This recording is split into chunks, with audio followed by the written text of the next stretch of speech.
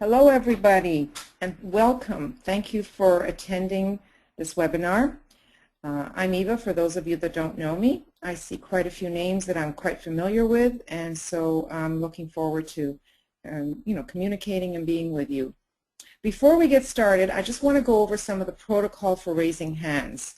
You might see that there is this window that is open in front of you that is a panel that has names of all the attendees, and off to either the right or the left there is an arrow that goes across. That's for you to remove that window. But more than that, there should be a hands up or a hands down icon. When the hand is down, that means that I'm not aware that you're raising your hand. If you click on it, what that does is it raises your hand up, and that hand up shows up on my screen, and then I know that you would like to ask a question. And what we do is we take you off mute, and we, you can speak, and the rest is obvious. And then when you're finished, we ask you, or you remind yourself to click that icon again, and the hand goes back down again. This way, it's not something that we think, oh, well, she's got another question, or, forgot to put her hand down. So in any event, I think some of you have done this before, so you're very familiar with the protocol. And for those of you who are not, you'll pick it up very, very easily, I'm sure. Just make sure that you know where that hand is, and you'll click on it, and then, we'll see that. We have a wonderful team of helpers behind the scenes who are there to keep an eye on hands that are needing to be raised, and making sure that everything here is going so smoothly, like the recording and the timing and so on. So I want to thank our workers that are behind the scenes, like Brett and Kay and Joe and BL. Thank you all for being part of this process. So we're ready to begin. And I see that there are no hands, so that means everybody is ready to go with this. Okay, now I've got on the screen a chart with signs that are listed, as well as the esoteric and the exoteric rulers, and we'll go into that in just a few moments. But as a beginning, I want to just state that astrology is a third ray science, and for those of you who know anything about the third ray, you know some of their qualities. The qualities of third ray, like multiplicity, which means a lot or many. So there's a lot to astrology, and there are so many different things to learn about astrology. The third ray is also complex, and it's complicated. So astrology needs to be learned in layers. And although I'm going to try to make it as simple as I can so that we don't boggle the mind too much, it's something that takes ages to learn to become a really, really good astrologer. And I dare say the ones that are the renowned astrologers that I know, the esoteric astrologers, I'm sure have done this for more than one incarnation, because there is so much to know and to learn. So as you are learning about this, be patient with yourself. Learn the basics that I'm going to go over with you now as memory. Some of this has to be memorized. I remember when I was first introduced to this by Michael 20-some odd years ago, I would sit and draw my crosses and put the proper signs at the ends of the crosses and draw my triangles, and I did it over and over and over. It was as if I had such a thick head to this. It just wouldn't penetrate. But eventually it did. And then I would quiz myself. What is the exoteric ruler? What is the esoteric ruler?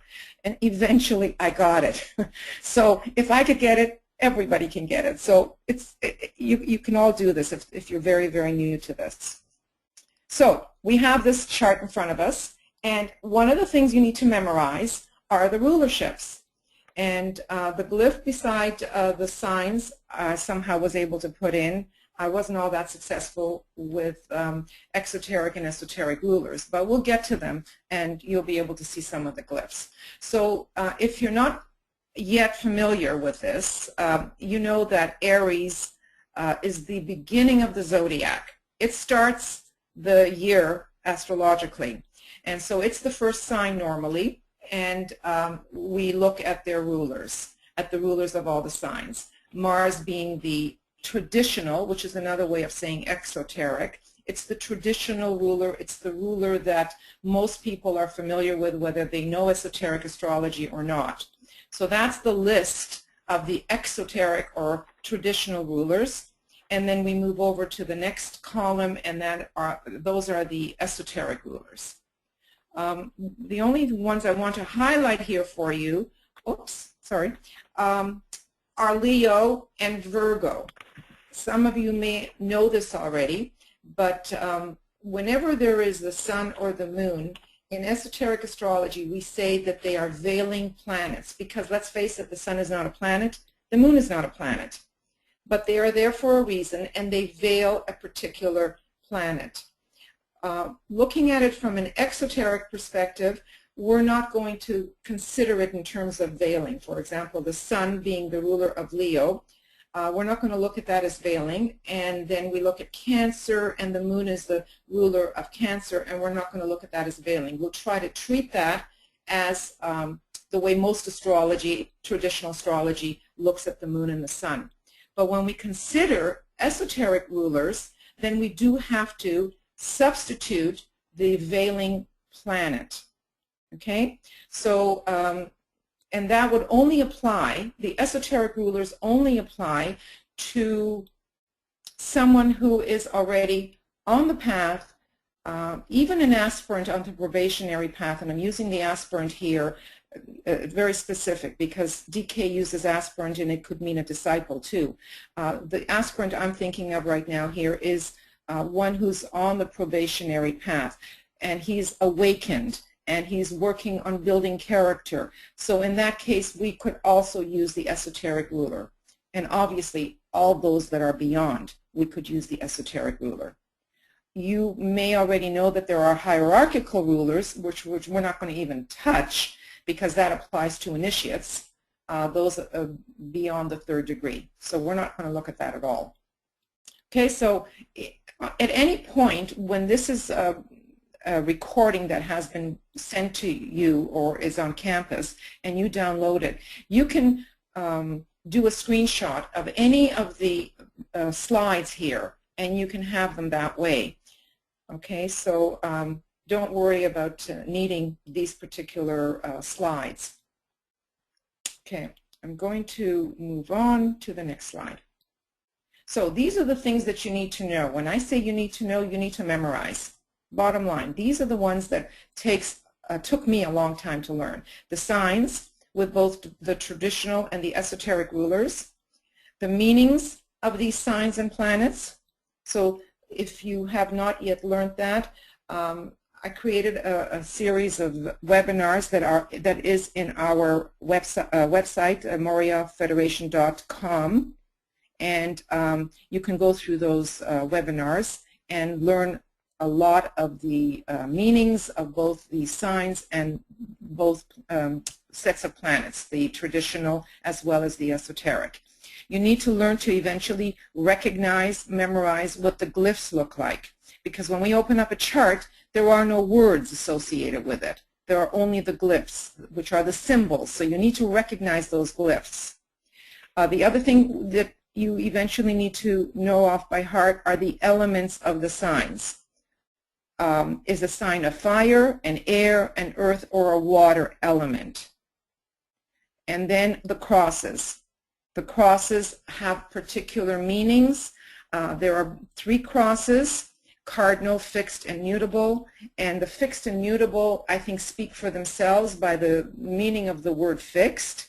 You know that everything, all those signs that are under the fixed really represent being fixed, being, not that movable. Mutable is permeable. Mutable is flexible.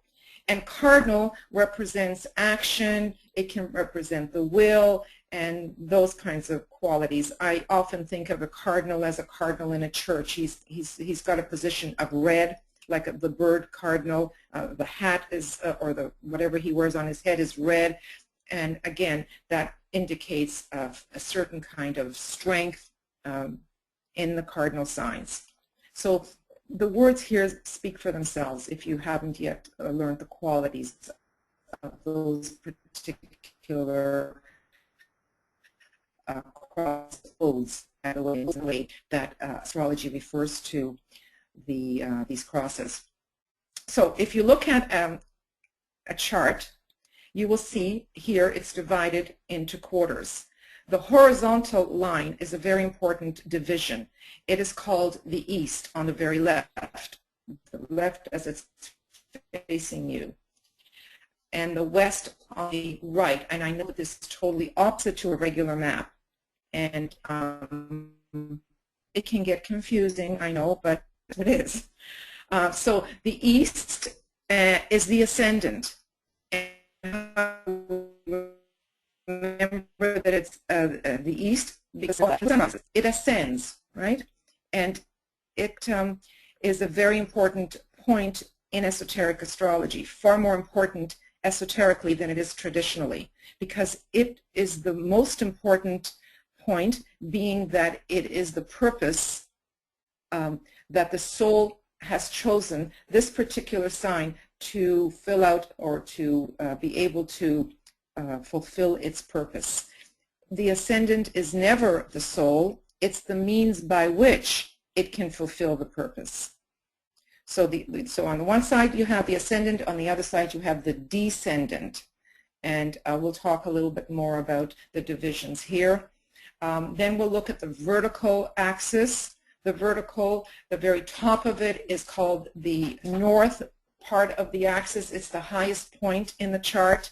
We call it always the MC, which represents and stands for medium coeli, and all that doesn't matter what it means. It's obviously Latin. We just know that it's the highest point in the chart, and it's the way in which others really see you out in the world. It's your profession, it's your career, it's your status. So it's always good to see what is your MC. Also, the bottom of the chart is the IC, which is the Imam Coeli, which is the south part, and I'll talk to you a little bit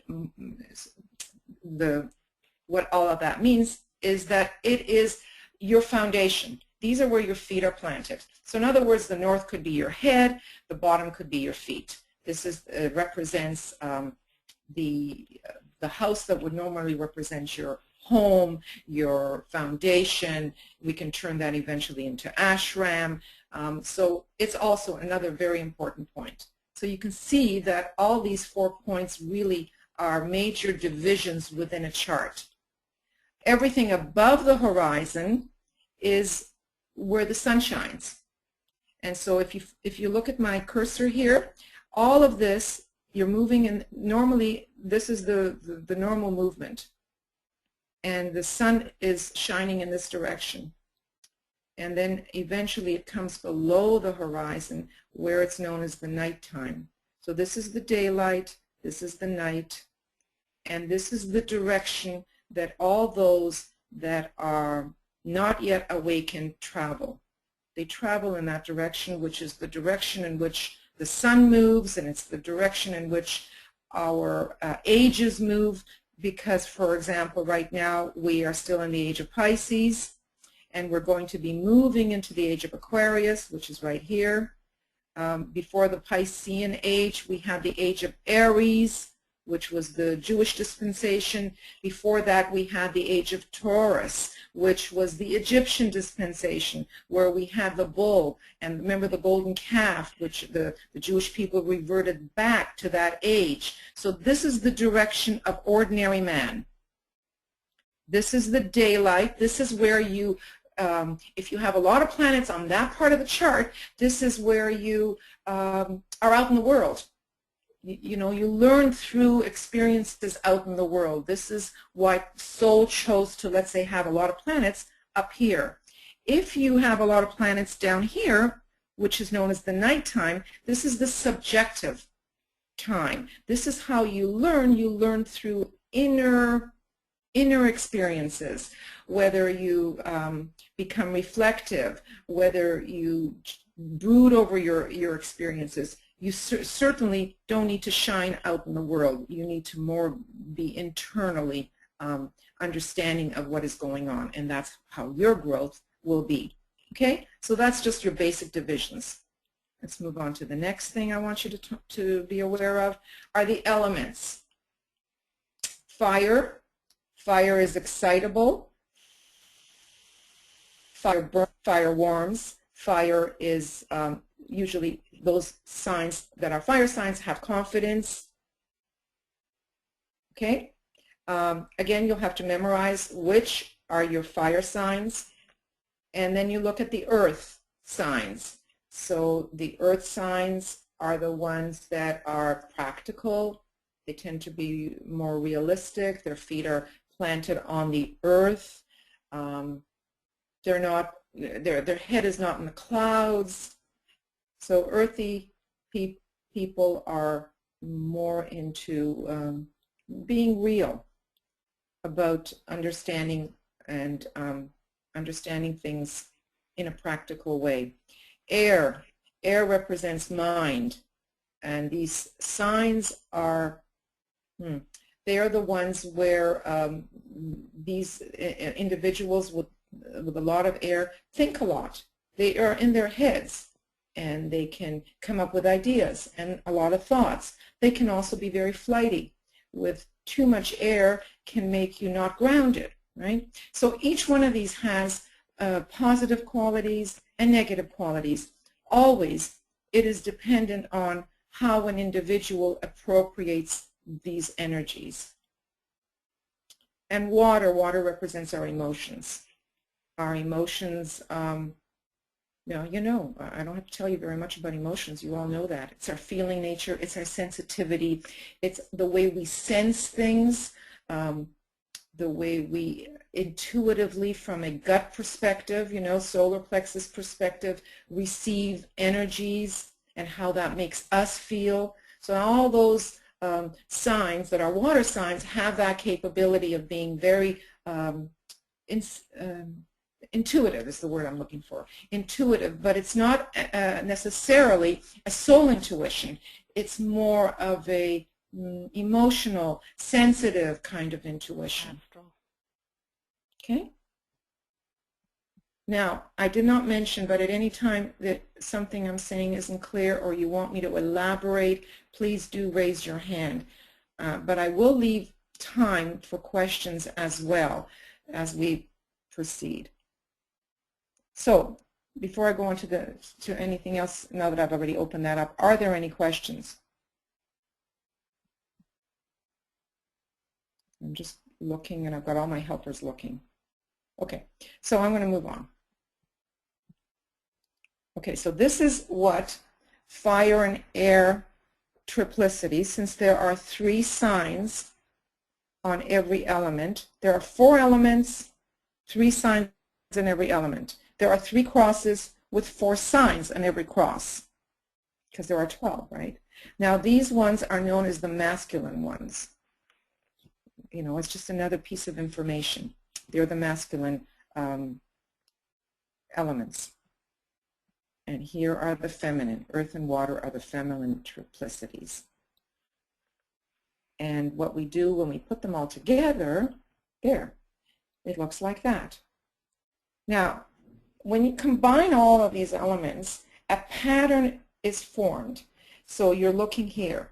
You can see my cursor, right? You're going fire, earth, air, water. Fire, earth, air, water. Fire, earth, air, water. That same pattern is repeated 3 times. Okay? And that doesn't change, even if we were to take the entire circle and move it. Okay? Which you will see that it moves because of the ascendant changing based on your time of birth. But the pattern never changes. Okay, we're done here with the elements. We're going to move on to the crosses, and here are basically the signs that are on the crosses. You always, the beginning of the zodiac starts with fire, it starts with cardinal, and its opposite is Libra, and these are the other 2, Cancer and Capricorn, and then the next sign on the zodiac would be Taurus. So you go from Taurus, and you'd be moving in that direction. The third one is Gemini. Okay, and it begins the mutable cross. Okay, and we're going to put that together. And it looks like that. Okay, so here now we start getting into a little bit of math and the divisions that then make up houses, and we start looking at numbers. So there are 360 degrees in a circle. There are 12 signs. So each sign is 30 degrees. That's simple to understand, right? Each sign is 30 degrees. If we use the Placidus house system, and there are several house systems, the most common one that is used is called Placidus. It's used by all the astrologers right now that are well-known astrologers. It's what is usually written up in magazines and paper, although there are others, as I'm saying. The Placidus house system, right now it's computerized, so we don't have to figure things out, but it does change the width or the size of these divisions. So one particular division, which then becomes a house, and we'll talk about houses very shortly, but each one of this is a house, can be different sizes. This might be a large one, this might be a small one, and so on. It no longer falls that each house would be 30 degrees. And that's where a lot of people get a little confused. So I'm going to look at a flat chart. This is, when we say it's a flat chart, it's a chart that is determined by the rising sign being Aries, because Aries is right here where we say the ascendant is. But if you are depending on when you are born, that sign might be different. You might have Cancer up there, so the whole thing would be turned. It would be turned this way, so that Cancer, which is right now here, would be on the ascendant, and all the signs will follow suit just as they are laid out there. So it's an important thing to understand that this is considered what is known as a flat chart. It's like a template. But not all, hardly any charts actually look like this, because how many people necessarily have Aries rising? Okay. So you can see here the divisions. These are all divided into 12, and there is always a sign on the cusp. This is called the cusp of each house. Okay. We're going to move a little further here. Now comes understanding the houses. And this is something you actually do not need to memorize. Why? Because if you know the meaning of the particular sign that normally would occupy that house, in other words, if you know the meaning of Aries, all of this would be representative of the qualities of Aries. What is Aries about? Aries is about beginning. It's about starting. It's about being born. When you are born, you are birthed. So look at some of the traditional meanings of the first house. It's about who you are, because you just have been born. So your appearance, your behavior, and your identity. I would even put the word ego in there, with a small e, is what is known as the first house. So it's your appearance, your body, your form, your temperament is a little misleading here, but just the way you come through to others in the world, basically a little bit, is what is meant here by temperament and behavior. And of course your identity. So the first house would represent that. The second house, if it was looking at a flat chart, would be ruled by Taurus. What is Taurus about? Taurus is an earth sign. I forgot to mention that Aries is fire. That's why temperament might be in here. It's an earth sign. Taurians love things of the earth, so therefore they like things. Taurus is also an instinctual sign, so it loves everything that is sensual and makes one feel wonderful. So it's a very desirous sign, and therefore it wants to have things. It desires things, hence possessions are here, and values are here, because normally Taurus is ruled by Venus, and Venus is about what we value, what we appreciate. So this has to do with our resources, our possessions, our things, and it's really the house of value, money basically. It's the house of money. When we look at this, we say, oh, if Saturn is in there, this person might have difficulty with finances, with money. Okay, it's very simple. So it's the house of possessions and money and things. The third house normally would be ruled, if you go in here, the third one would be ruled by Gemini. And what is Gemini about? Gemini is air, so it's mind, it's communication. So this is the house of communication. And air, being mind, this is the house where you have your primary education.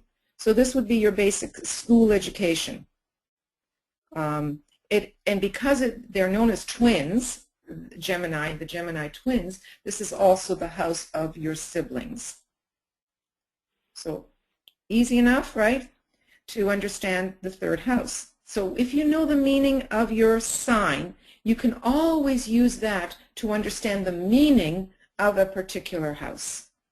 The fourth house normally is ruled by Cancer. And remember that this vertical axis, the bottom is the lowest point on the chart, and it represents where you are standing, your foundation. So let's look at this again. And therefore, your foundation is in your home. It's the house of home, the house of your parents. And because it is a water sign, and you remember I had masculine, I have feminine, water is considered feminine. So of the parents, this would be the mother. Just like it's opposite, I don't have the word father in there, but the opposite of this, the water here, would be the 10th house, which is earth. That's also feminine, but anyway, I'm going to mix you up, sorry. But this is the father's up there. Okay, so this is the mother, it's the parents, it's the home, it's the foundations. We'll move along to the 5th house. The 5th house is ruled by Leo. And what do we know of Leo? Leo is fire. Leo is about the lion, right? And the lion is the king. He's the king of the castle. He's actually the one that spends a lot of time on his mound, so he rises above the rest. And so this 5th house has a lot to do with your identity in terms of your creativity. It's the house of creativity. It's the house of, it's a sunny house. You see, it's ruled by the sun. So it's the house where you're going to have a lot of amusements and fun, and maybe even have fun with relationships in terms of lovers. You know, not necessarily marriage. This is not the house of marriage. This would be the house of lovers. And this is the house of children. Okay.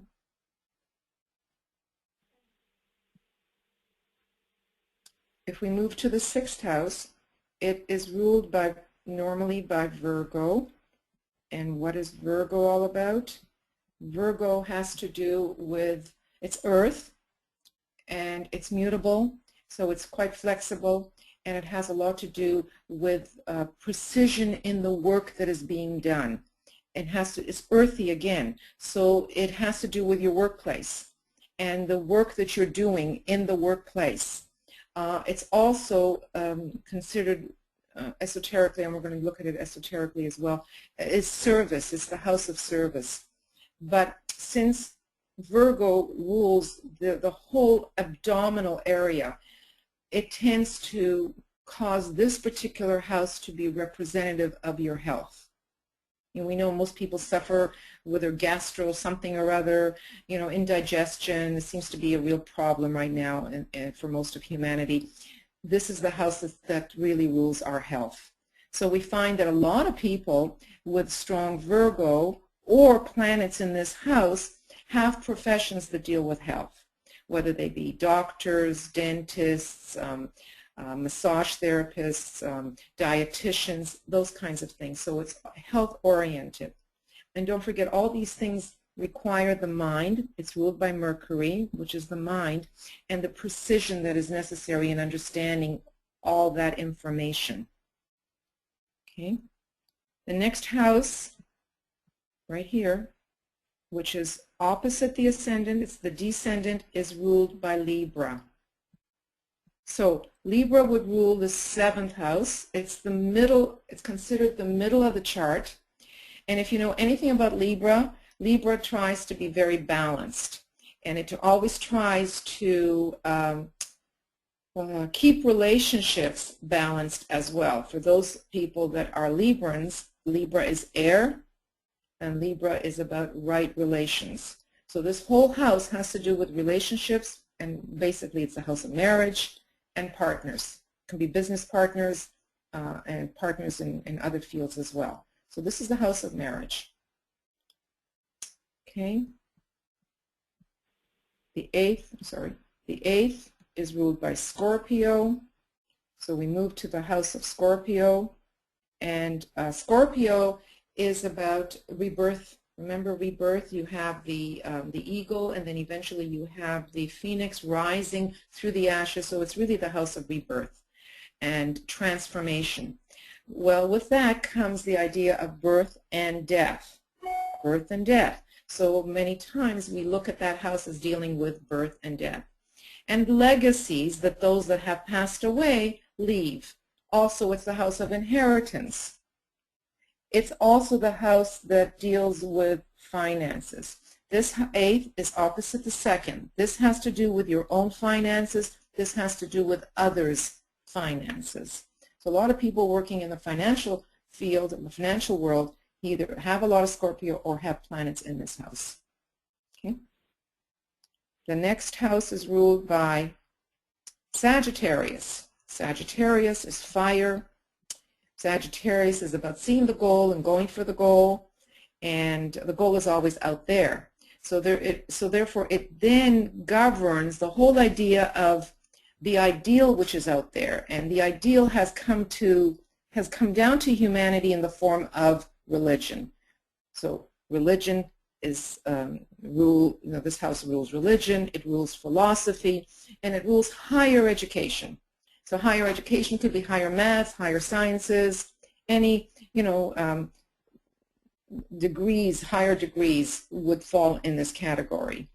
And it's ruled, the planet that rules Sagittarius is Jupiter, and Jupiter we know is the teacher. Jupiter can bring the information down to humanity in a way that teaches them, brings the philosophy, brings the higher learning down and offers it in a way that can be grounded, because its esoteric ruler is the earth. So a good teacher, a good Jupiter-ruled teacher is one that can take the higher education, the religion, the philosophy, the concepts, bring it down to humanity and really ground it for them.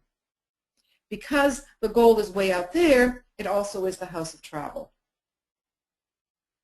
Okay. So a lot of people with strong Sagittarius do just that. It's the horse is is known as the ruler of Sagittarius, and the horse moves a lot, travels, it gallops, it's a fire sign, so therefore there's a lot of physical activity associated with a horse, and this particular house also would kind of rule that too. A lot of traveling and trekking and climbing mountains and that kind of thing.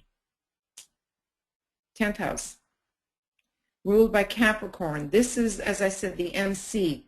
This is the way others see you, your status. Capricorn, if you know anything about Capricorn, it's the achiever. It's so ambitious and wants to achieve and wants to climb the mountain of achievement. So this is where your profession is, this is your career, and this is where others see you as social status.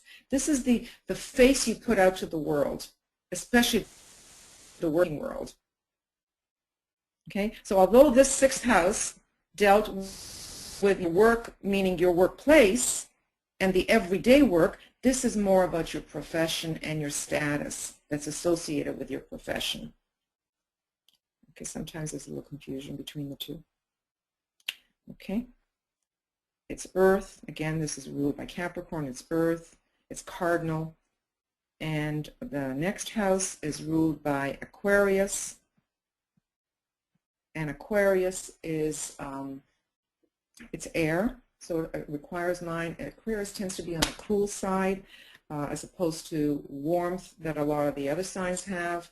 And it deals, this is one that you need to memorize because it really has not that much to do with our understanding of Aquarius. It basically it deals with groups, with clubs, with friends, and that kind of thing.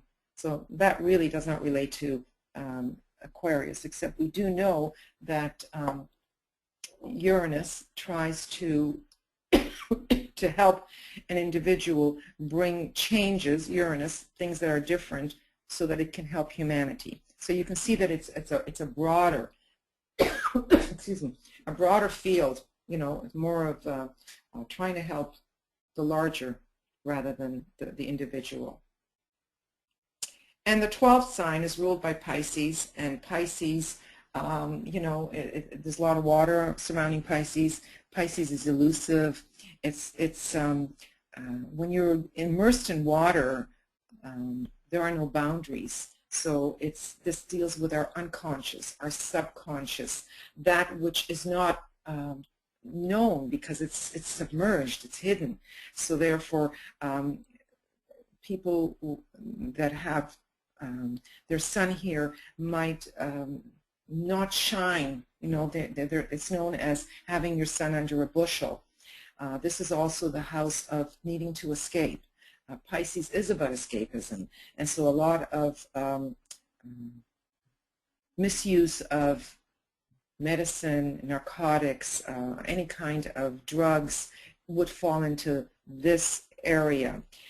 Also, this is the house of retreat, so seclusion, needing to get away from it all for a while, to gather oneself. So all of that would kind of fall into this house.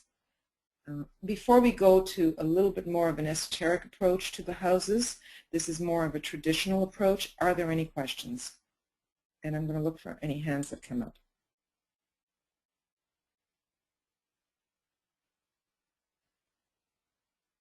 I guess, okay, I see one.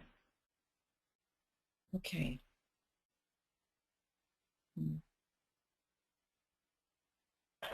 So Tina.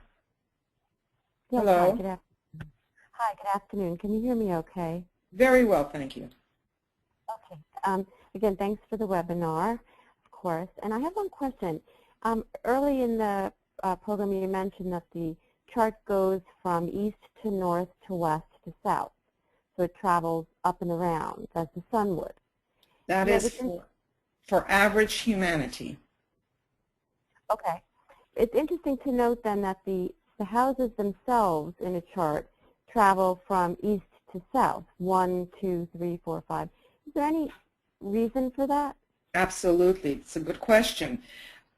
Until such time as a person has stepped onto what we call the reversing of the wheel, which is already the first initiation, or just about the first initiation. It can be very, very late on the probationary path. And he has started to fix his stance upon the fixed cross. He reverses the wheel, and he starts then to travel in this direction. So even though all of astrology, the ones you look up in the paper, the ones you look in the magazines, all go in this direction. The consciousness has not yet started traveling in this direction. I give a whole, I think I gave one, if you look on the webinar, I think I did a whole webinar on the crosses and the consciousness that's associated with the direction in which one travels on the crosses.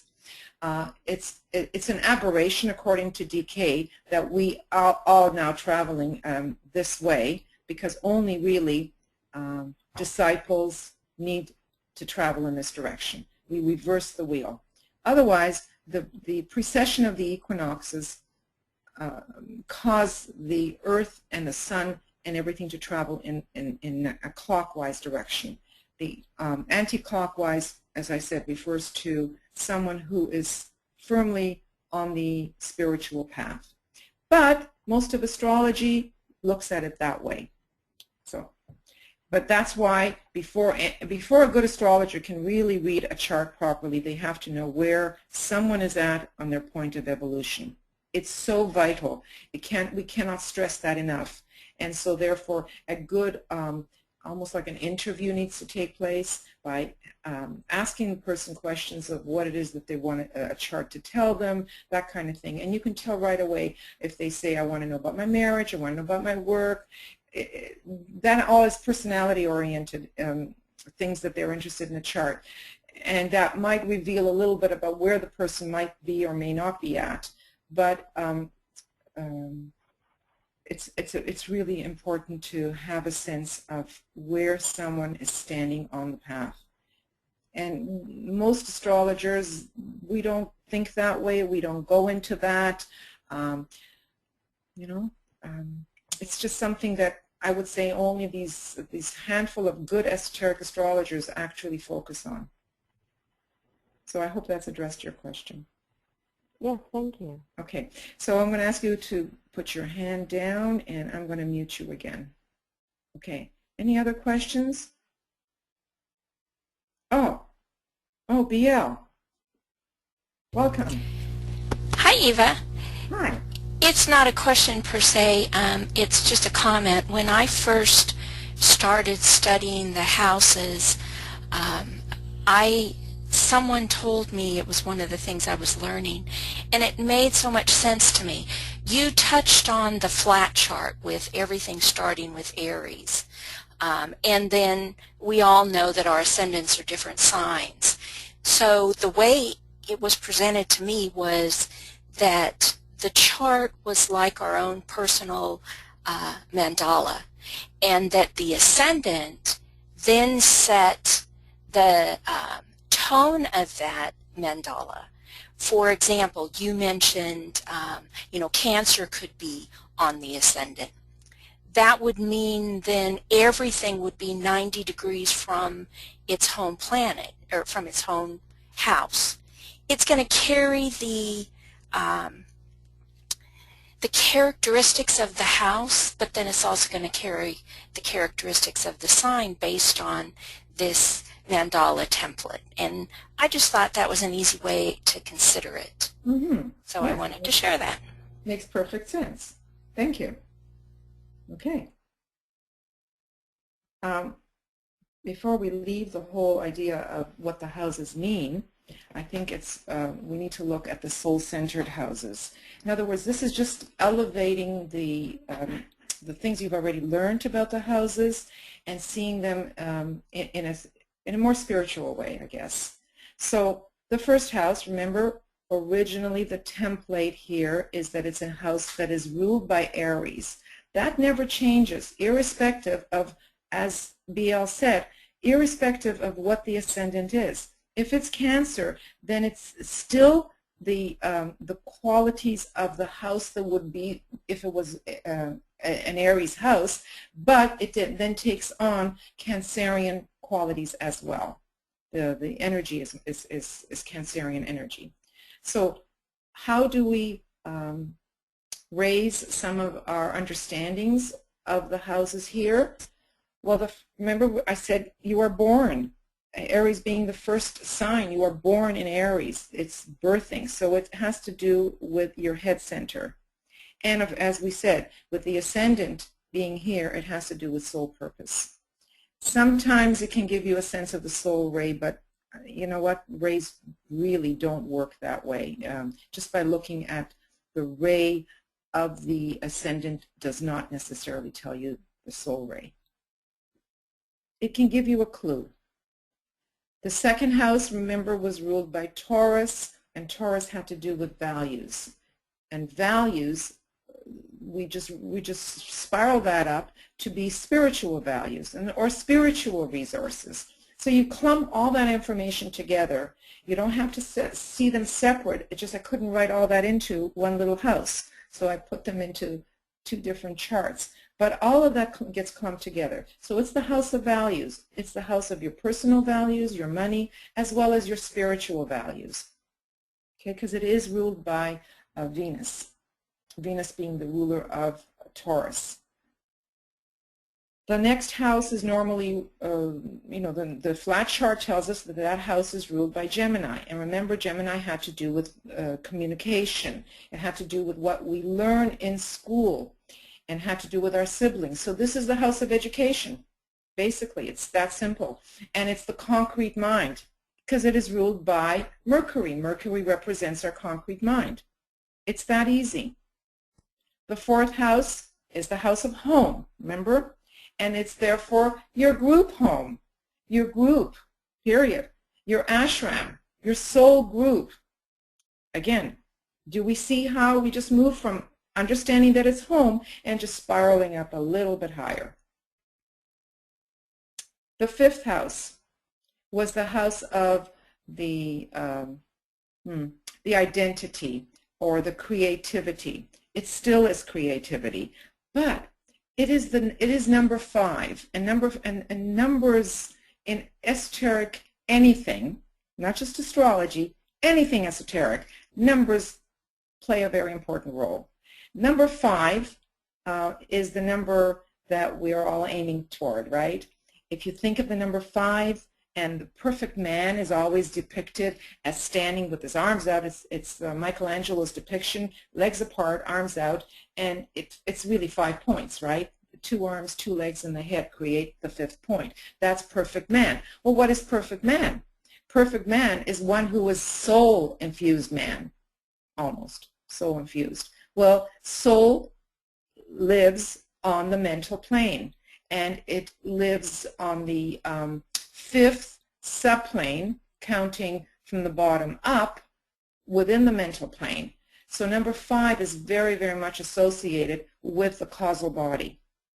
And hence this house has to do with the causal body or the egoic lotus. Okay, so it's the house of soul, the house of creativity, the house of the causal body, as well as the house of lovers, the house of children, the house of creativity upon everyday life, as well as creativity in other areas as well. Okay. All right. I think it gives us a fuller understanding of the 5th house. The 6th house, which is normally ruled by Virgo, and as we said, Virgo has to do a lot with health and with your place of work. And Virgoans, there's a real humility to a lot of Virgo, and the desire to serve and to help others. So it's the house of service. It's the work that you do with service in mind. So that would be an esoteric way to see this 6th house. The 7th house is always the house of relationships. It's the house of Libra. It's the house of trying to bring a balance into every relationship. So it's your co-servers, your co-workers, marriage, relationships. You know, I want to find my soulmate. All those expressions, they all belong to the 7th house.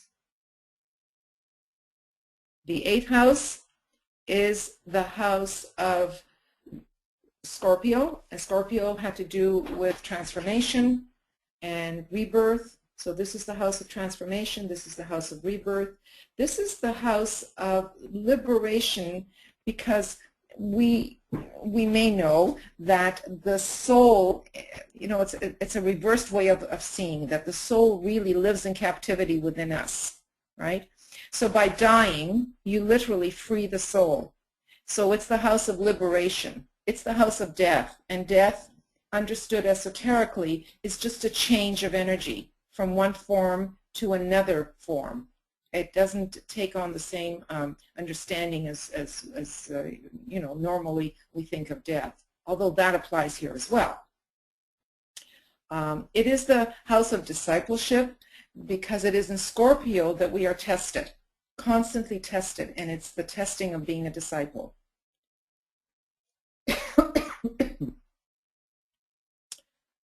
We're going to move on to the 9th house, which is the Sagittarian house, ruled by Jupiter and by Earth.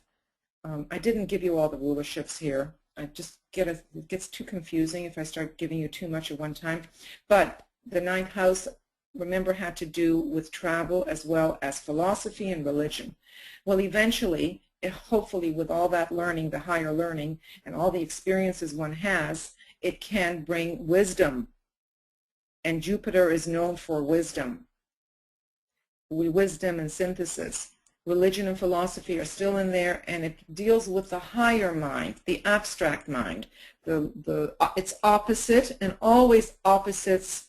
You have to put the two signs and their opposites together to get a synthesis of one, even of one particular sign. So its opposite, if you remember, was Gemini, and Gemini had to do with the concrete mind. This is the house of Sagittarius. It has to do with the abstract mind. They are both opposites, and they are on the same cross. The opposites are always on the same cross. We're going to move on to the 10th house, which is ruled by Capricorn. And, for those, I don't know how much some of you that are new to this work have realized or have learned that it is in Capricorn the height of achievement where one can undergo initiation, where one can reach those heights where they become open to hierarchical impulses. So this represents hierarchy and the ashramic work that needs to be done. Its opposite was the ashram and other soul people within the ashram. This is the actual work that needs to be done, because Capricorn is hard work. Capricorn is about hard work. It's ruled by Saturn. And Saturn always represents hard work. So whether one is working for the ashram and for the hierarchy and doing and carrying out the plan, there's a lot of work to be involved. And work is, work is work. So this is the higher correspondence to the family.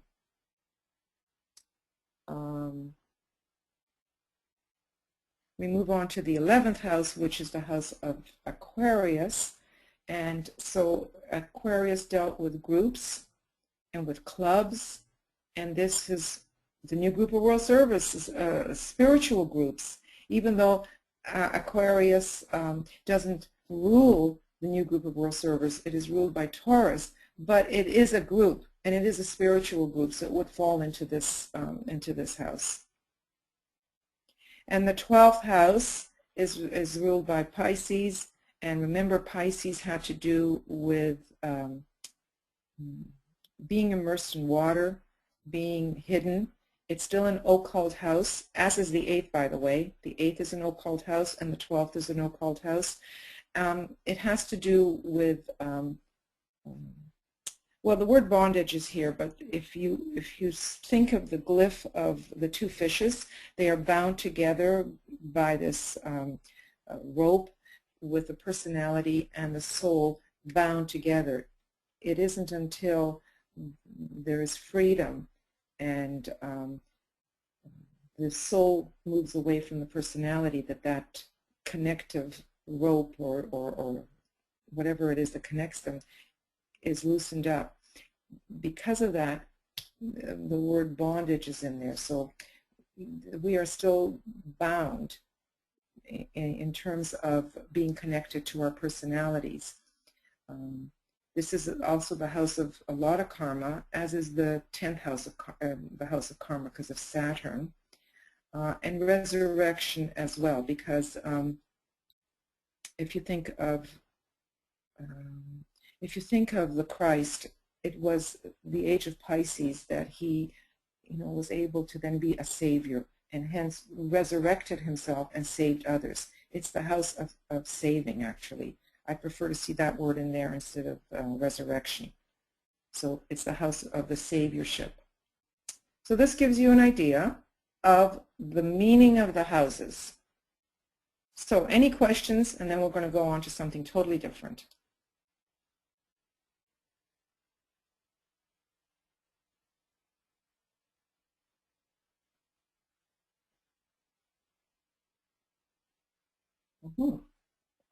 Okay.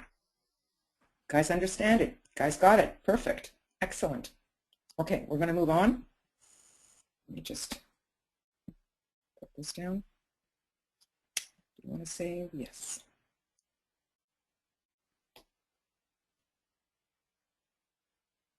Okay, let me just move up here. Okay, we're going to look at aspects. Aspects. What are aspects? Aspects are geometrical relationships in astrology. The energies of a planet which is in a sign are then put into relationship with another planet, and therefore there's a particular effect that has. We will look at major aspects, those that are significant and create more influence in one's life, and we'll look at a few of the the minor aspects. So remember, aspects are relationships. It's really that easy. It's energetic relationships. And it has to do with geometry. A lot of astrology has to do with numbers and math and geometry. So some of what we're going to cover is the conjunction, the opposition, the trine, and the square. We may cover some of these other lesser ones. Depends on time. The conjunction. Conjunction, another way of calling it is conjoined. You have two planets that are close together and they act as one. So it's, I don't have to read all of this. It's enough to emphasize that they act as one. They embolden each other, right? We use different orbs. Now, this is a rather wide orb for a conjunction, but most of the books give us 7 degrees apart. Now, up to 7 degrees apart. A conjunction really needs to be a lot closer, let's say 2 or 3 degrees apart. So therefore, their influence is much, much stronger. And I know for some of you this is like Chinese, but just bear with me. They are considered as acting as one. That's all you need to know for the conjunction. And some people do better with the word conjoined. They act as one. Okay? Now we're going to look at the trine. Now remember, we talked about elements. All the elements create trines because there are 3 signs with the same element. So if you had air, you would have 3 signs that are air. You could start here, for example, since this is the third, starting the 3rd house, you could start with Gemini, then go to Libra, and then go to Aquarius. All these 3 create what we call a trine. A trine is an easy flow of energy between planets because they share the same element. Now, in astrology, you do not need to have 3 points to be considered a trine. 2 is enough. If, however, you have 3 points that are, all 3 are the same element, it's considered like a grand trine, and we would see it more like this. And a trine can create such an easy flow of energy that it's too easy, that one tends to not use these qualities to the fullest because it's easy. You don't have to work at it. And we all know if something is easy, we don't always work at it. And again, you would use up to 7 degrees orbs, and we'll look at the degrees shortly so you'll have an idea of what I'm talking about. And yeah, if it gets too easy, it creates complacency or the lines of least resistance, automatic tendency. So a trine is an ease, a conjunction, they act as one. Okay. We'll go to the sextile. A sextile is known, and this is how it looks when we look at a graph. It would look like that. And if they're all there, it creates that same shape, you see. It's an aspect of opportunity. And with this aspect, either the masculine elements, such as fire and air, are in relationship, or the feminine elements, such as earth and water, are in relationship. This relationship offers ease and attraction between planets. So it is 60 degrees apart. Now remember, each sign is 30 degrees apart, right? So here you would have a sign, and here you would have a sign, creating 60 degrees between these particular points or planets. So 60 degrees up 2 signs apart, well, it's the planets in the signs, creates a sextile. And I guess the word sex is maybe because there's in total 6 of them, and you know, sextile. It's related to 6. Okay? Any questions? We'll move on. Okay, here's an opposition. As I said, every time you have one sign, its opposite is considered an opposition. Oppositions are roughly 180 degrees apart, because you take a circle, divide it in half, one side to the other, half of 360 is 180, or 6 signs apart. And what does that mean when there's an opposition? By the way, this is what it looks like. I kind of think of it as trying to pull 2 sides apart, you know, one on one side, one person on the other side, trying to pull it apart. An opposition speaks of the need to create balance.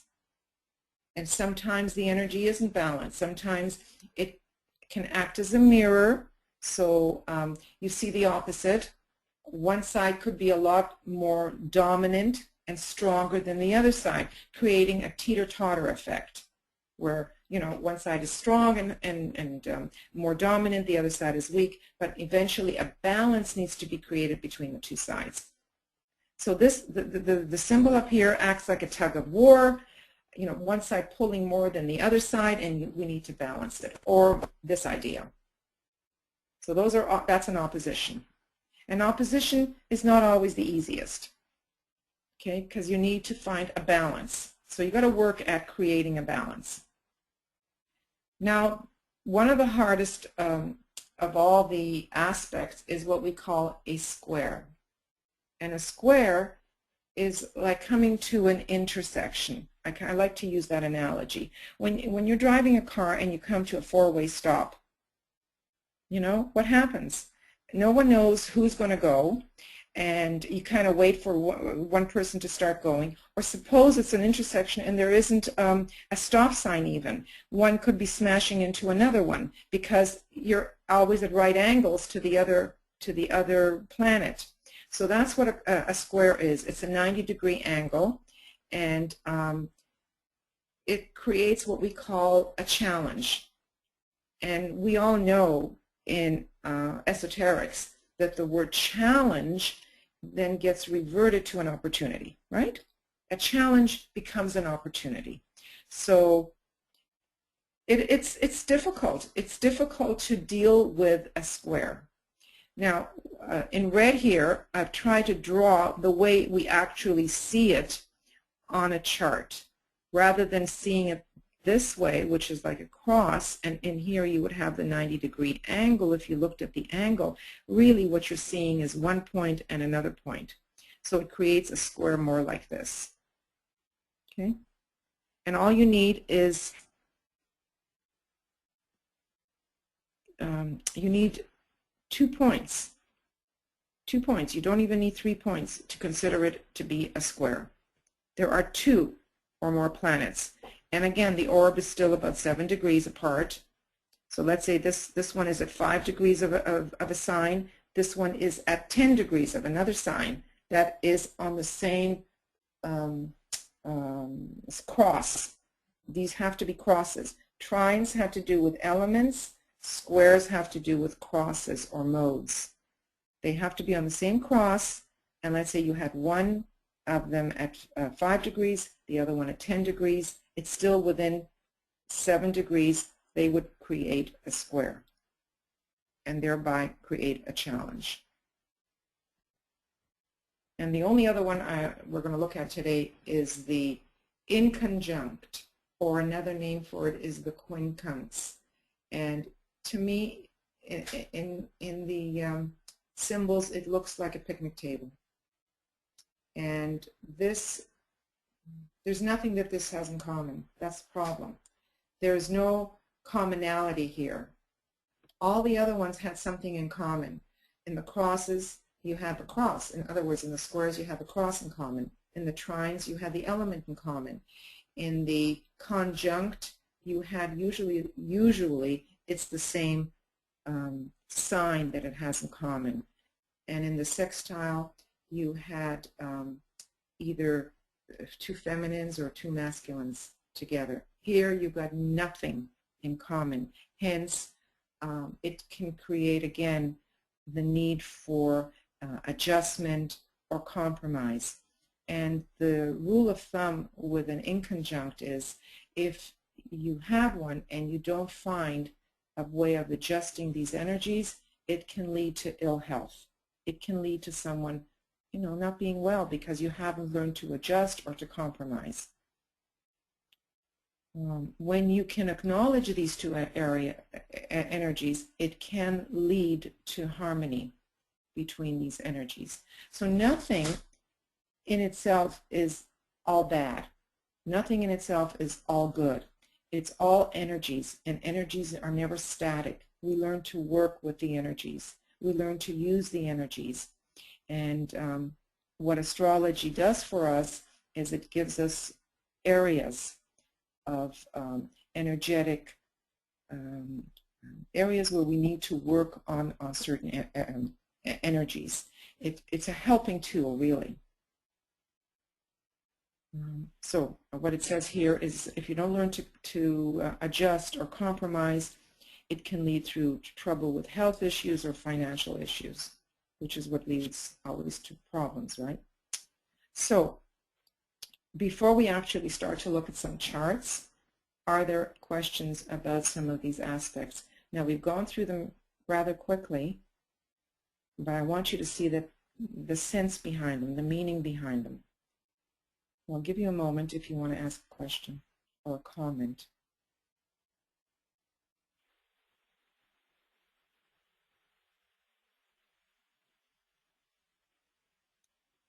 Okay. Okay. So what I've done here is I have chosen, why is this up? I've chosen Charlton Heston here as a chart to look at, and I've created what they call a particular chart that has all the glyphs here for you. Here's the conjunction that we looked at, here's the opposition, here's the trine and the square. Most charts are not, you can choose to have it come out like this, and I've chosen to do this for teaching purposes. Most charts don't have that. Most charts just have, you can't see with my fingers, just have the chart itself. Now here you have the signs and their glyphs, and here you would have the planets and their glyphs. I'm using for Pluto a particular glyph that normally does not appear on most charts. This is the glyph that the Tibetan has given us for Pluto. Most charts use different glyphs. And here are, no, they don't need that. This is a graph that shows you the relationships that we're going to look at in here. And in the circle, in the middle circle, you have the relationships being shown again. This particular program I'm using is Solar Fire, and that's how, you know, it depicts the various, you know, it colors certain things, and it depicts it this way. Every program is a little bit different. So you see, before we actually look at the chart, you see the way this line looks. It's red, and if you could see it, the character in here, it would be in opposition, and the line goes straight. If you look at these ones, this is a trine between two planets. This is a trine between two planets. This is another trine between two planets. They may or may not be related. It does not seem to form a closed triangle. In here you see a square, right? So you know that this is a square in here. There's another square here. So you can see a lot here, but then all of that shows up in here too. Now the reason I printed this chart is to show you that this is what is called equal house system. Most astrologers do not use this system, but this system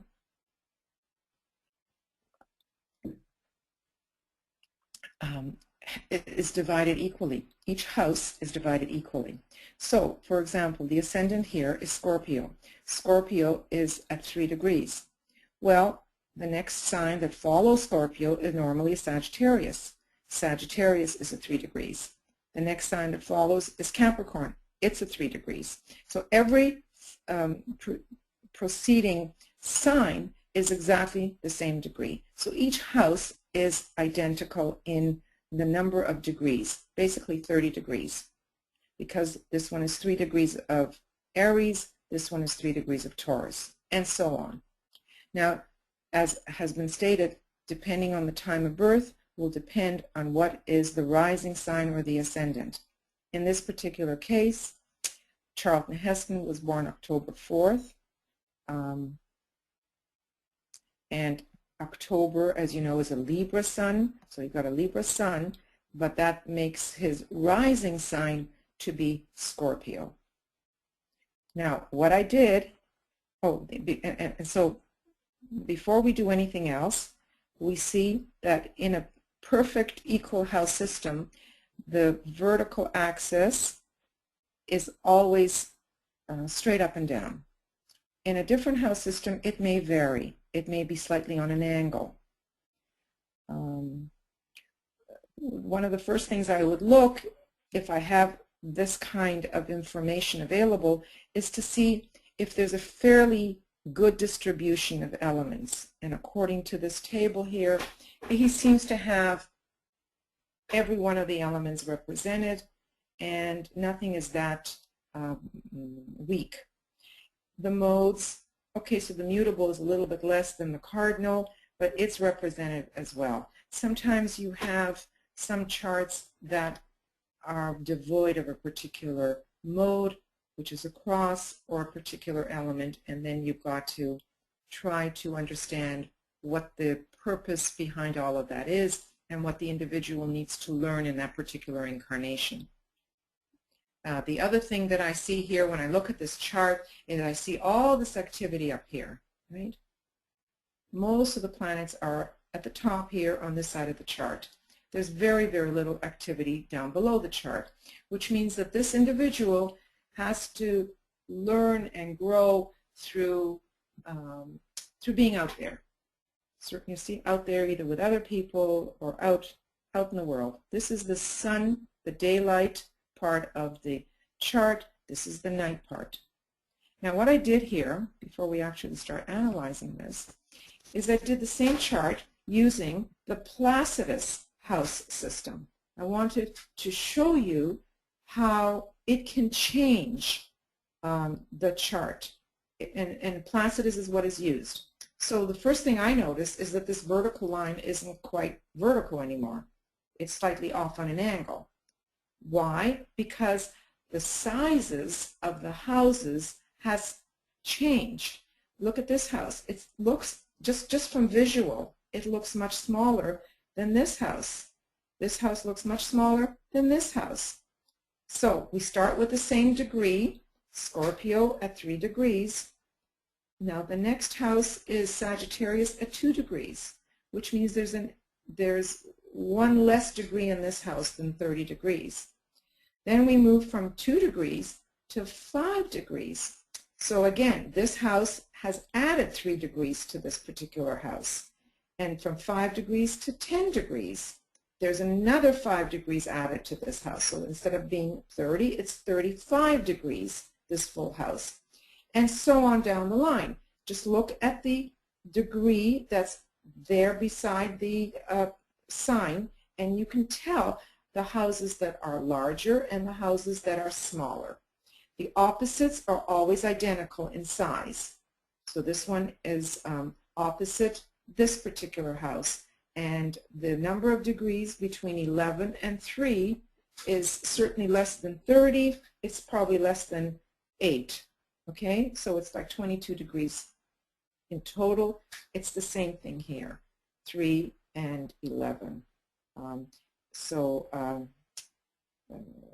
Let's see, from 11 to 30, you've got 19 and another 3, so it's 22 degrees.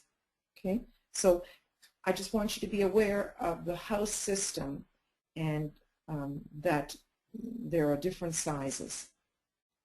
Okay, so we start, when we look at the chart, as I said, we just have an overall vision of where the planets are located, and again, there's emphasis over here, and we've already discussed the elements in the modes.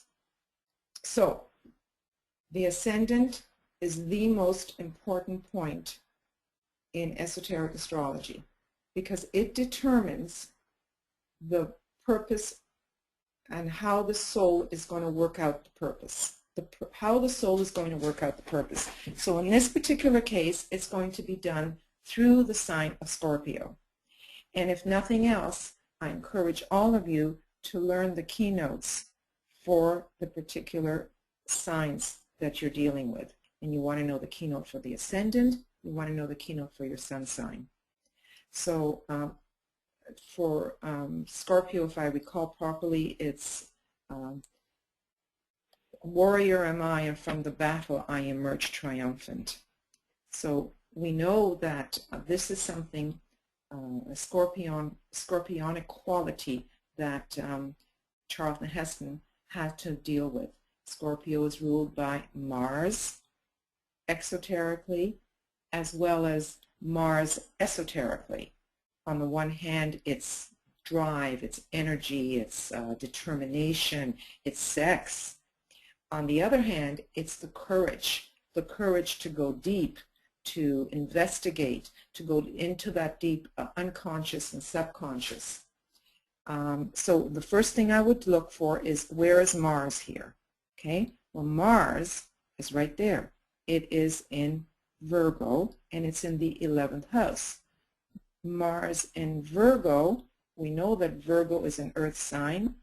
We know that Virgo has to do with matter and the material world of matter, so, and the precision that's usually associated with Virgo.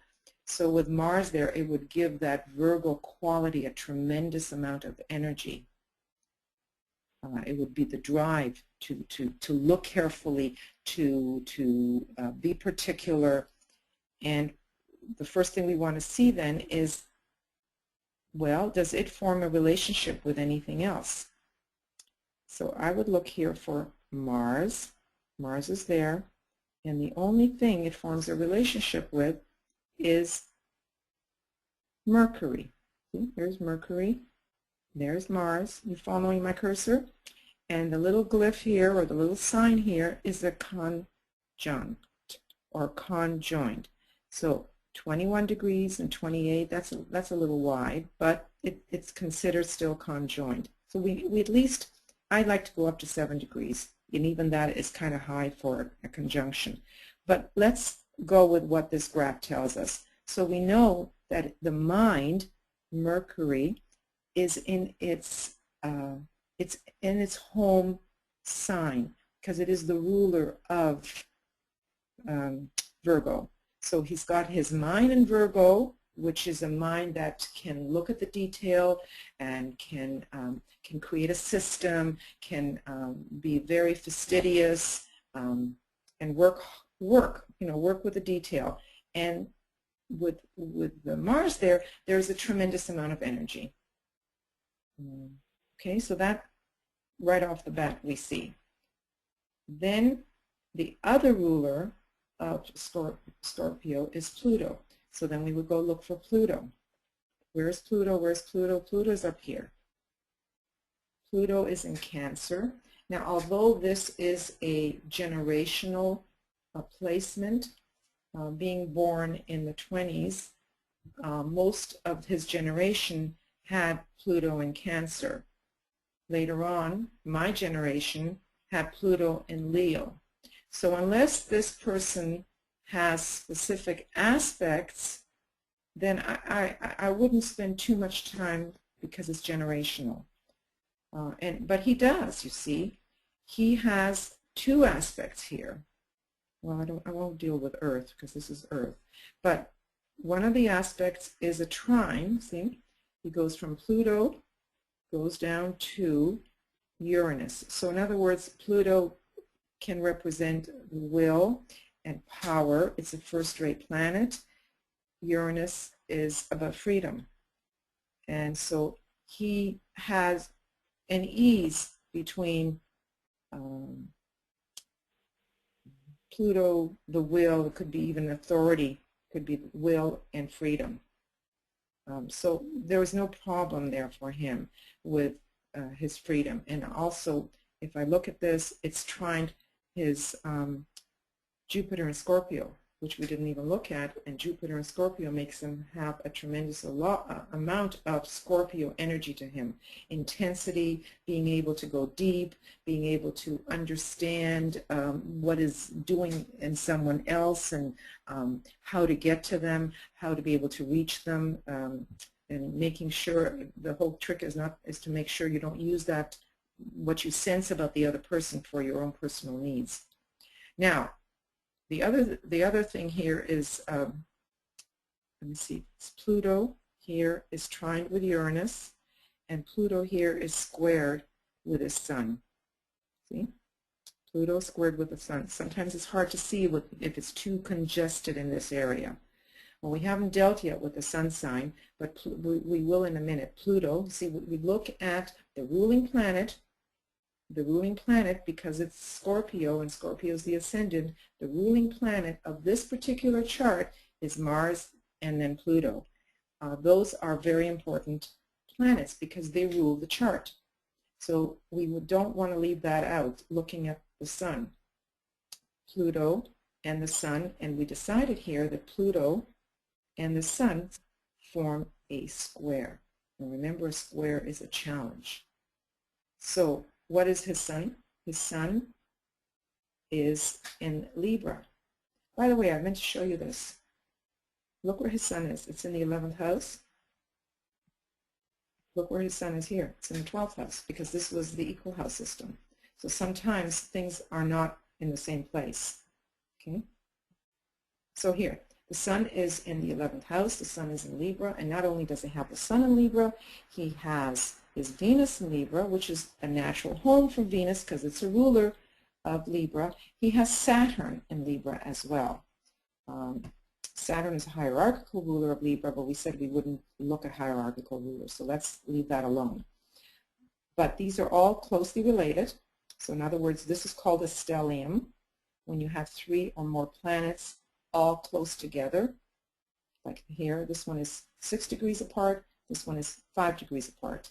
These, by the way, with a little line beside it, are seconds, or minutes rather, minutes.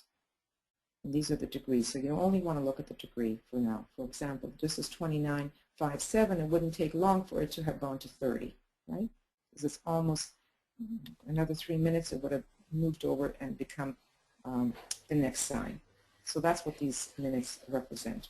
So Sun in Libra. Libra is air. Libra is about relationship. So Charlton Heston was probably friendly and diplomatic, and knew his manners and knew how to get along with people, especially with Venus there. And with Saturn, Saturn is it's karma, it's hard work, and so there's something about this, and I'm only going to bring this to your attention here because it's taken on great importance here for him. This is Chiron. It looks like a key. We never talked about that so far. Chiron represents the wounded person, the one who is wounded. He hurts until he learns how to heal himself, and then he becomes a healer for others. It's the centaur who got an arrow in one of his legs, and it was very, very sore if you go back to mythology. But in any event, what this represents here, and it's opposite his sun, is that it's the house of health. Remember, we're talking about houses. This is the house of health. It's opposite his sun. It's opposite all of this in Libra. So these all become, they almost act as one. So he has to deal with some karma with relationships, some issues with relationships, and he's been hurt in relationships. And he's got to find a balance between his pain about relationships in order for him not to be ill, because this is the house of his health. The 6th and 12th house axis has to do with health. Okay, so we said we would look at some of the relationships here with the Sun, and the Sun and Pluto were squared. So again, Pluto would be will. So maybe he has not learned how to use his will in a very balanced way, or needs to learn how to use his will. Maybe with other people, okay, and in groups, because it's in the 11th house. And with Scorpio as his rising sign, there's a tremendous amount of intensity. Scorpio is a very intense sign, so he might be very, very intense in his relationships, and maybe using even will in those relationships. This is just putting together the words associated with the sign and the planet. Okay? I don't want to go into too much analysis because delineating a chart can be looked at on so many different levels, and none of us really knows what he was like, how evolved he was, where he was at in his point in evolution. At least I don't. Excuse me, Eva. Yes. Asha posed a question in the question box. She said she's wondering if there's anything in the chart that would indicate Charlton Heston's pro-gun position and his relationship with the NRA in the United States. No, there isn't. That's the kind of detail I can't see here. Now, maybe if we looked at transits, it could show certain things about his headspace and determination, but those kinds of things, I can't see that in the chart. Risa offered a comment and said that because of Scorpio, he is a warrior, and that might create some relationship. Sure, that's true. And you see, he had an issue with power and will, and power is Pluto. So power, will, being a warrior, you can kind of make it fit now that we know. But if I was looking at this chart without knowing any of that, I would not necessarily make it fit. You know what I'm saying? So by just looking at the chart, I would not know that. But if we have already a bit of a profile on the man, we can make things fit. The only other thing I want to point out here, and then we'll move on to someone else's chart because it's already 5:30, is that Leo is at the top of the chart. Oh, Eva. Yes. Adrian had her hand up for a while too with a question. Okay, now where is she? Because I've got to take her off. It might be pertinent. Oh yes, Adrian, I've got her on mute. Okay, Adrian. Hi there. Hi. Thank you for this. Yeah, I just typed my question as well. I was wondering if the houses in other Placidus charts, are they different sizes in different charts? Are the sizes in the houses different in every Placidus chart? Most of the time. They're mostly different. Mm-hmm. All right, how bizarre. Most Okay. of the time. Okay. Thank you. You're welcome. Okay, so notice that at the top of the chart there's Leo. So Leo, you know, he was out on the stage. You know, he was bigger than life.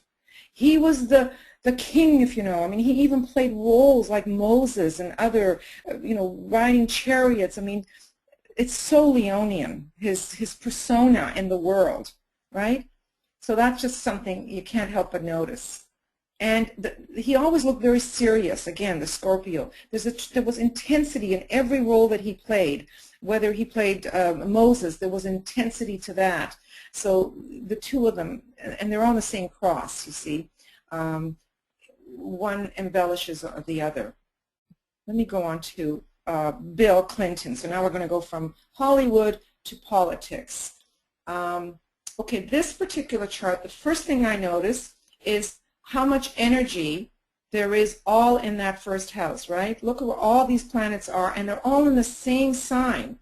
Then I look up here and look where all these planets are, and they are all in the same sign. So soul for this man has chosen a particular kind of work to be done in this lifetime. And if I know nothing else, if I stop looking at aspects and I know nothing else, we see a lot of Libra, especially with Libra rising, and a tremendous amount of Leo, right? Leo and Libra. And isn't that Bill Clinton? He's out in the world. He can handle the stage. He can handle the microphone. And he knows how to be so diplomatic. I mean, unbelievably. He's like the best politician around. He gets kudos all the time for everything he says. So, you know, this kind of fits. And Cancer is at the top of the chart. So it's like the family of man.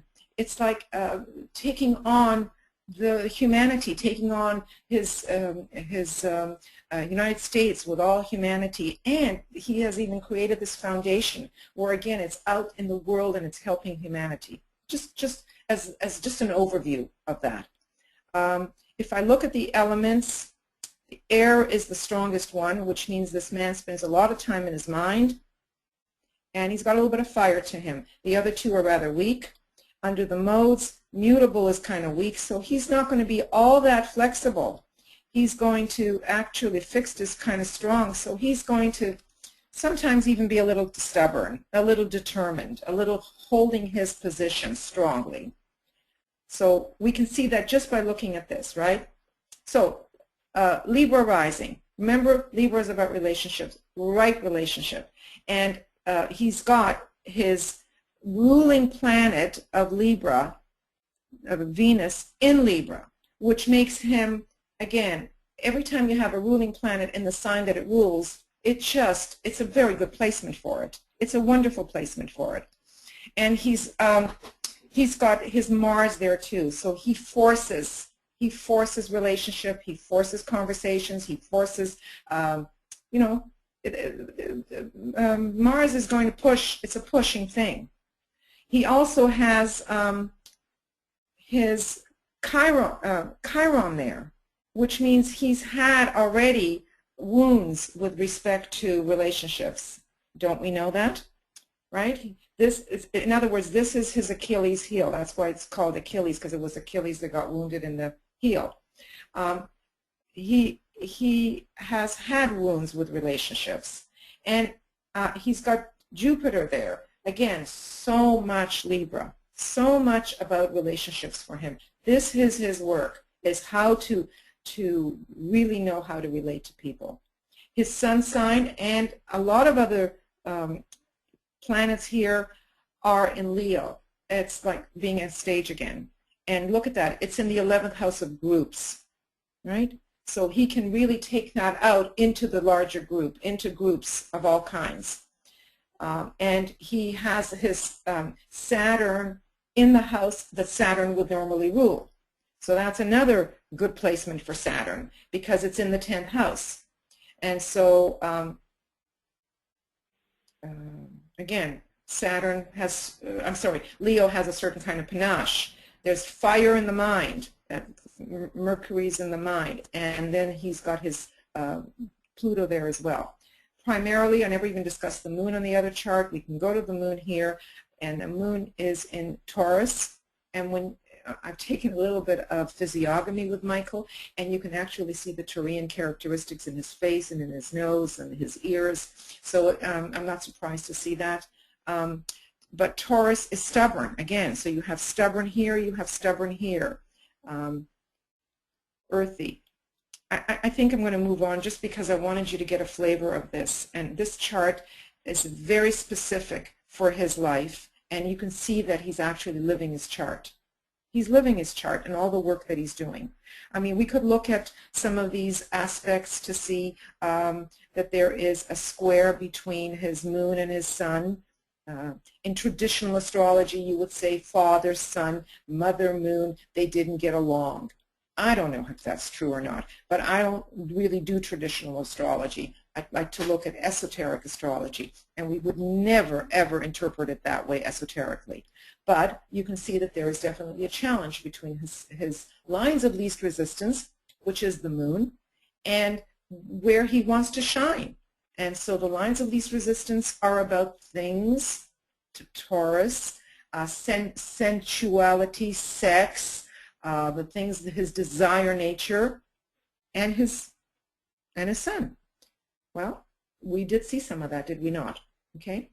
All right, let me move on. Before you move on, you move on, there was a comment Risa had to make. Okay. I don't know if you want to unmute her. It is written in the question box, but Risa. Risa. Okay. And usually she writes because there's something wrong with her mic or something. Okay. Hi, Risa. She says the moon in Taurus and the Libra sun deal with the economy, and he changed the monetary situation in the world as president. Okay, perfect. Thank you, Risa. That's right, because the 8th house has to do with finances, other people's finances. And he did change the economy, yes. Thank you very much, Risa. Okay, good. You see, I'm glad that there are other astrologers that can help with this because I'm not going to spend too much time in our analysis, just to give you an overview of how to approach the chart. And I'll do, I think, one more, and then I'm going to leave you guys. Woody Allen.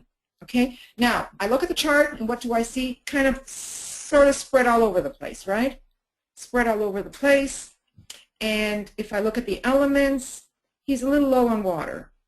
The other ones are rather, he's got a good smattering of that. Water are his emotions, his feelings, his sensitivity. It's a little bit low on that. His modes or his crosses, really strong and mutable. Where he's at in his point of evolution, we don't know. So how esoteric we can get with this man, again, we don't know. But we do know that Virgo is the rising sign. And so there's a lot about, being practical. There's also humility associated with Virgo. And is he humble? Is he a sort of a little bit not in the shadows, but he's certainly not all that Leonian, is he? There's a quietness in certain ways to him, he kind of retreats a little bit. Virgos don't always like the limelight. The ruler is the moon, so we'd have to look at the moon. The moon is in the house that Virgo normally would represent. So it's the house of health, it's the house of service, it's the house of his work. And his work is taken out to others, to groups, to people out in the world. It's in Aquarius, and it's going to be different. Aquarius is about different. So he's always doing things that are sort of on the edge, if you know what I mean, always a little bit different. So let me just see the moon. If we look at the moon is trined with Venus, and it's conjunct with Saturn. There's Saturn. Saturn is sitting right on the descendant here, which is in Pisces, and Saturn in Pisces in the 7th house of relationships. There's a lot of karma there. there's a lot of work to be done in a relationship, and it's almost not that obvious because it's in water, so it's like there's some things are sort of diffused. It's not blatant. It's not clear, and it keeps coming up again, relationships, because there's karma there and there's work to be done in relationships. And it has been coming up, right? Saturn and Mercury here are, yep. Go ahead. Risa had a couple more comments about Woody Allen's chart. The first was that he is also very self-critical and displayed that in his films, and the moon in the Virgo house would indicate criticism again. Yes.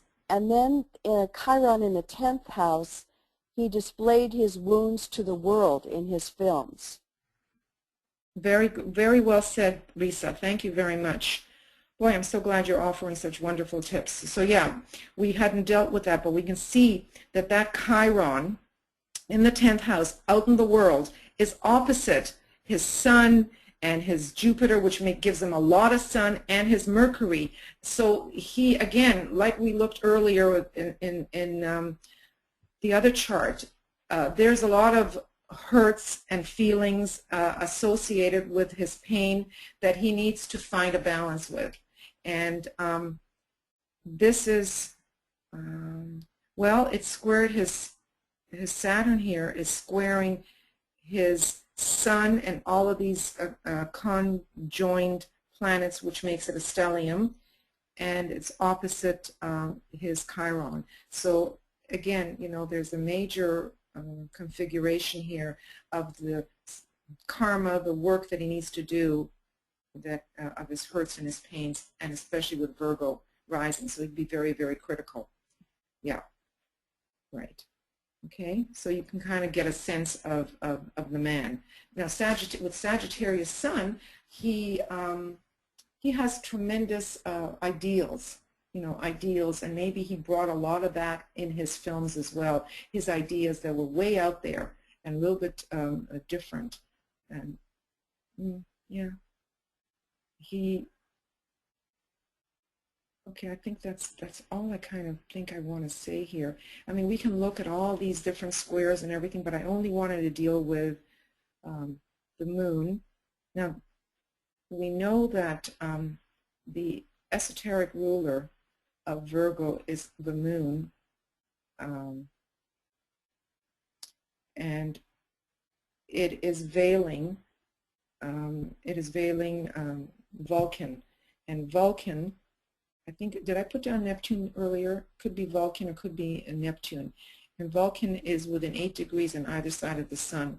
So in any event, Vulcan would still be here in Sagittarius, and it would be definitely pounding on him, so that need for him to burnish his personality, to become a better person, I think is also what's driving him here as well. There's a lot of energy right in here with Sagittarius and all that fire, and it's in the 4th house. It's the house of humanity. It's the house of his own home and family. So again, we see that here. Okay. So, any questions? And I know we very, very briefly looked at some of these charts, but can you see the necessity of learning certain basics? You've got to learn your signs, you've got to learn the ruling planets, you've got to learn your modes or your crosses, you've got to learn your elements and what the glyphs look like. Then you can start playing around with the chart. Then you can start, always begin the chart with this ascendant. The ascendant becomes, it's the ruling planet of the ascendant is always the ruler of the chart, and it takes on tremendous importance. And so you understand what his goal is. In Virgo, I am the mother and the child, I, God, I, matter, am. And so it's all 3 aspects are being represented in Virgo. It's the birth of the Christ principle within the cave of the heart. And maybe that's what his work in this incarnation is. So always begin with the ascendant, look at the planets, and see what are their relationships with other planets. In other words, what are the aspects? Once you've kind of worked with that, then you go to the sun, and you look at the sun and the house that it's in and the sign that it's in, and what does all that mean? And what are the aspects associated with the sun? Many times you've already dealt with it if you've dealt with the ascendant and it's brought in the sun. Then you go to the moon. And some of the other things are not as important as those three luminaries. Those are the three basic ones you always want to deal with. You get a really, really good understanding of the person if you can spend time on that. So I see, Ray, your hand is up. Let me unmute you. Okay, Ray. Oh, hello, Eva. Hi, how are you? I'm fine. One question about the house division systems. I was wondering if DK has actually anything to say about house division systems at all. Not the various systems we use. He refers to the houses as the mansions. These are the mansions of the soul. In other words, this is where you play out the various things. See, in esoteric astrology, the meanings of the houses do not take precedent like they do in traditional astrology. For some reason in traditional astrology, everybody emphasizes houses. In esoteric astrology, the signs are the signs and the planets in the signs are the most important thing. And then we look at the houses. So no, he doesn't tell us anything, because I think that this changes. And I know that there's a Koch system that I used to use for years. I was taught by Michael the equal house system, and then lo and behold, I found out that not everything is the same, because equal house was so easy for me. So, you know, I don't know if he ever got into the nitty-gritty of telling us which house system. Keeps things a lot more, you know, philosophical. BL Okay, had a thank you. comment. Sorry? BL has her hand up to comment, I BL. believe. Oh, BL, please, go right ahead. Hi. He does mention somewhere in, I think it's esoteric astrology, that as the soul wanes and the personality waxes, that the influence of our environment, which is the houses, also goes away. So as the soul, I think I said that backwards, as the soul grows and as the personality decreases in control, the influence of the environment also goes away, until basically what we're working with is the rays and the signs, and not so much the planets and the houses. But he does give specific information on, I believe it's only the first house, and tells us to interpolate the esoteric interpretations for the other houses using that format that he's given us. Which and is so over. What are you Pardon? referring to? Which format are you referring to? The, you know, basically the delineation that you gave for the exoteric houses versus the esoteric houses. He does actually give us the that for the first house. He gives us the esoteric interpretations for the first house, and then tells us to work out the rest of them for ourselves. And over the years, many great astrologers have done that for us, and it's, you know, all consistent with what you presented. So those are, I think, pretty much the standard now that everybody is using. Right, and so if we approach houses, and in the circle of which we're all a part of here, from an esoteric perspective, I think it's fair to you know, accentuate the houses. But I think for ordinary humanity, their emphasis is still on their traditional approach to houses, and there's tremendous amount of energy put into houses versus signs and planets. That's been my experience. Right, and I agree. And you know, let's face it, we all live in our environment, and a chart is multi-talented, so it can mean so many different things on so many different levels. So we can be playing out the esoteric interpretations at the same time we're working on the esoteric interpretations. you know, and even if you, you know, listen to a master astrologer like Elena, she will specifically talk about the houses because the information given is it's critical. I mean, you can't say everything in one little chart unless you look at the wide variety of things that impact us, like the cusp of the house, like the higher and lower interpretations of the houses, like the exoteric and esoteric rulers, and the aspects, all the things that you've talked about. It's all of those things together that give us the little nuances that help us understand our chart better. Right, and that's why there are so many layers to esoteric astrology that this is too much to give in a very short period of time, like an hour and a half.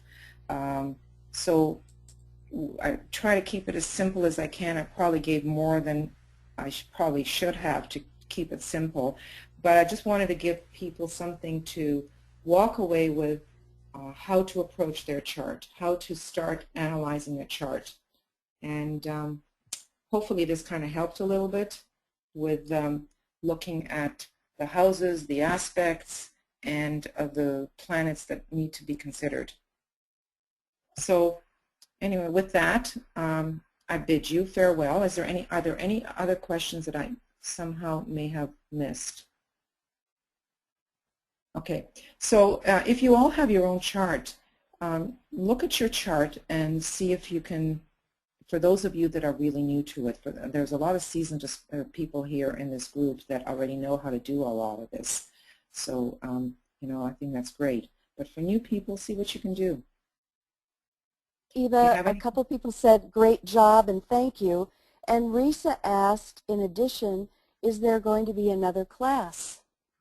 You know, I haven't thought about that, so I'll have to think and see what other things I'd like to teach. And I don't know, basically. Thank you, Risa, for asking. So I don't know, and I'm not leaving anybody with thoughts on that yet. And Jeremy expresses his thanks as well. Thank you. Okay. So everybody, thank you very much for showing up and being there. I really could feel your energy, and I very much appreciate it. And I'll bid you farewell. Thanks, Eva. Thank you.